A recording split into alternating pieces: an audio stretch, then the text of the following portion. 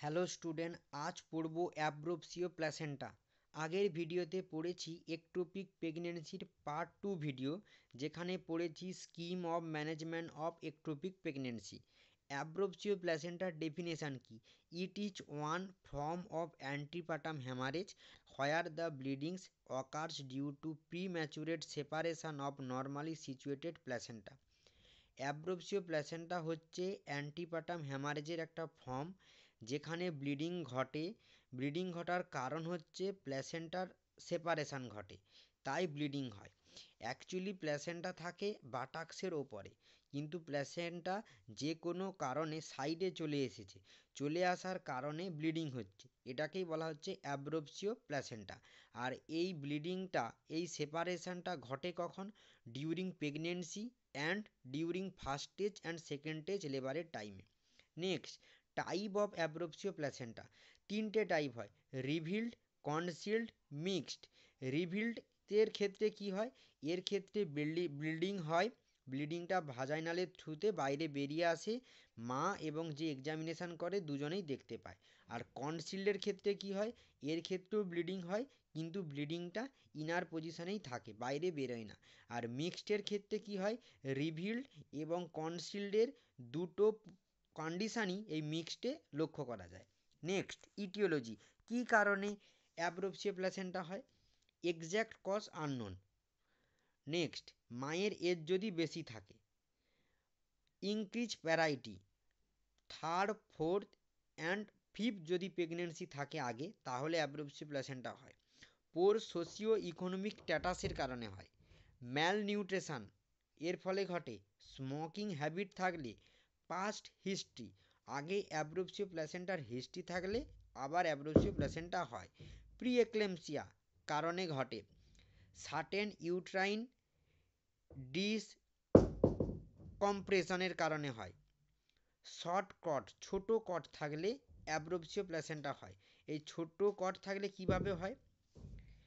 বাচ্চার হাইট এবং weight day by day increase ঘটে ইউট্রাইনের মধ্যে, কিন্তু শর্ট কট যেহেতু থাকে, তখন কি হয়? ওই ফিটাস ওই শর্ট কটটাকে পুল করে, নিচের দিকে টানে, তখন কি হয়? প্ল্যাসেন্টার সেপারেশান ঘটে।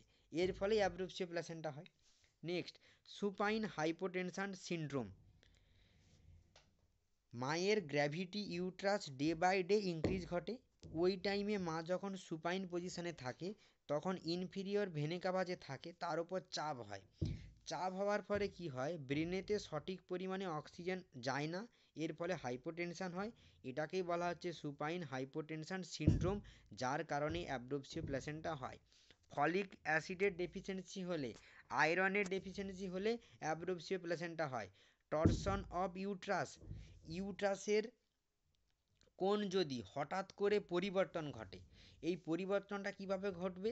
মা যদি হঠাৎ করে সাডেনলি মাটিতে পড়ে যায়, তখন ইউট্রাসের পরিবর্তন ঘটবে, ইউট্রাসের কোণের পরিবর্তন ঘটবে, তখন কি হবে? প্ল্যাসেন্টার সেপারেট ঘটবে, তখনই অ্যাব্রোপসিও প্ল্যাসেন্টা হবে। Next, clinical features. অ্যাব্রোপসিও প্ল্যাসেন্টার কারণে কি কি ক্লিনিক্যাল ফিচার্স মায়ের মধ্যে লক্ষ্য করা যায়? ভাজাইনাল ব্লিডিং হয়। এই ভাজাইনাল ব্লিডিংটা রিভিল্ড অ্যাব্রোপসিও প্ল্যাসেন্টাতে দেখা যায়, আর কনসিল অ্যাব্রোপসিও প্ল্যাসেন্টাতে ভাজাইনাল ব্লিডিংটা দেখা যায় না। নেক্সট কি? Abdominal pain. রিভিল্ড অ্যাব্রোপসিও প্ল্যাসেন্টাতে পেন অ্যাবসেন্ট থাকে, আর কনসিল অ্যাব্রোপসিও প্ল্যাসেন্টাতে পেন প্রেজেন্ট থাকে। কারণ কি? ওখানে ব্লাডের কালেকশানটা ভেতরে হয় ওই কনসিল অ্যাব্রোপসিও প্ল্যাসেন্টাতে, তাই অ্যাবডোমিনাল পেন বোঝা যায়।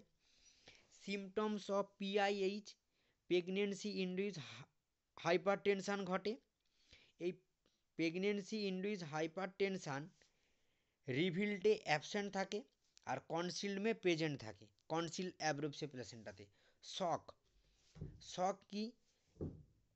রিভিল্ড অ্যাব্রোপসিও যে প্ল্যাসেন্টা থাকে, ওখানে শক কি হয়?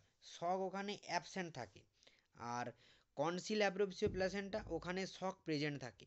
অ্যানিমিয়া, রিভিল্ড অ্যাব্রোপসিও প্ল্যাসেন্টাতে অ্যানিমিয়া দেখা যায় না, কনসিল অ্যাব্রোপসিও প্ল্যাসেন্টাতে অ্যানিমিয়া দেখা যায়।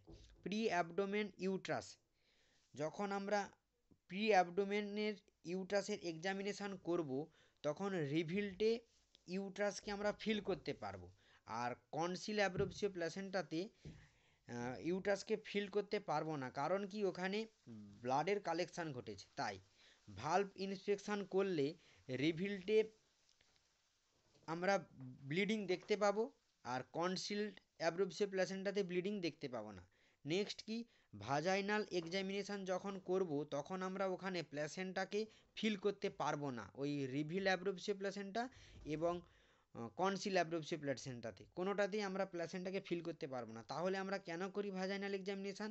কারণ আমরা ডিফারেন্সটা বোঝার জন্য, ও যে পেশেন্টের এই ক্লিনিক্যাল ফিচার্সগুলো হয়েছে, যে এসেছে তার অ্যাব্রোপ্সিও প্ল্যাসেন্টা হয়েছে বলে ম্যানেজমেন্ট নিতে এসেছে, অ্যাকচুয়ালি তার হয়েছে কি না আমরা দেখব বলেই ওই ভাজাইনাল এক্সামিনেশানটা করি। কারণ কি, দুটো জিনিস ডিফারেন্স করার জন্য, ওর অ্যাব্রোপ্সিও প্ল্যাসেন্টা হয়েছে না প্ল্যাসেন্টা প্রিভিয়া হয়েছে, এই দুটোকে ডিফারেন্স করার জন্য অ্যাব্রোপ্সিও প্ল্যাসেন্টার কন্ডিশানে ভাজাইনাল এক্সামিনেশান করা হয়। Next, diagnosis. কিভাবে আমরা অ্যাব্রোপ্সিও প্ল্যাসেন্টাতে ডায়াগনোসিস করব? সোনোগ্রাফি করব। সোনোগ্রাফিতে আমরা দেখার চেষ্টা করব প্ল্যাসেন্টার পজিশানটাকে। তারপর কি করব, হিমোগ্লোবিন চেক করব। অ্যাব্রোপ্সিও প্ল্যাসেন্টার রিভিল্টে দেখা যাবে যে হিমোগ্লোবিন লেভেল ঠিক আছে, আর কনসিল অ্যাব্রোপ্সিও প্ল্যাসেন্টাতে দেখা যাবে যে হিমোগ্লোবিন লেভেল লো হয়েছে।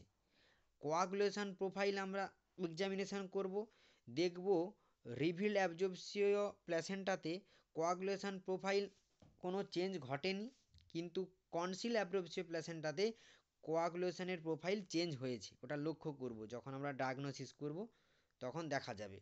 আর urine for protein, reveal abruptio প্ল্যাসেন্টার ইউরিনে প্রোটিন থাকবে না, আর কনসিল অ্যাব্রোপ্সিও প্ল্যাসেন্টার ইউরিনে প্রোটিন থাকবে। কারণ কি, ওই কনসিল অ্যাব্রোপ্সিও প্ল্যাসেন্টাতে প্রি এক্লেমসিয়ার কিছু ফিচার্স দেখা যাবে, তাই ওর ইউরিনে প্রোটিন লক্ষ্য করা যাবে।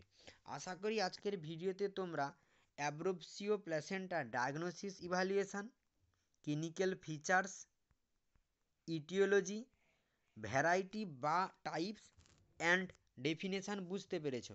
ওকে, থ্যাংক ইউ সো মাচ।